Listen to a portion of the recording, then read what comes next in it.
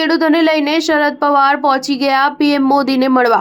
દેશમાં ચાલી રહેલા કિસાન આંદોલન વચ્ચે શરદ પવારે કેટલાક ખેડૂતો સાથે આજે સંસદ ભવનમાં વડાપ્રધાન નરેન્દ્ર મોદી સાથે મુલાકાત કરી છે। આ દરમિયાન તેમણે ખેડૂતો સાથે સંબંધિત મુદ્દા પર ચર્ચા કરી હતી। મુલાકાત દરમિયાન શરદ પવાર સાથે સતારા અને ફલતાનના દાડમના 2 ખેડૂતો પણ હતા। પવારે જણાવ્યું કે પીએમ મોદી સાથે મારી આ મુલાકાત ખેડૂતોના દાડમના ફળ મુદ્દે હતી। તેમણે પીએમ મોદી સાથે કોઈ પ્રકારની રાજકીય ચર્ચા નથી કરી। આ દરમિયાન તેમણે પીએમ મોદીને દાડમ પણ ભેટ કર્યા હતા। શરદ પવાર અને પીએમ મોદીની આ મુલાકાત એવા સમયે થઈ છે જ્યારે ખેડૂતો ફરી એક વખત રસ્તા પર ઉતર્યા છે।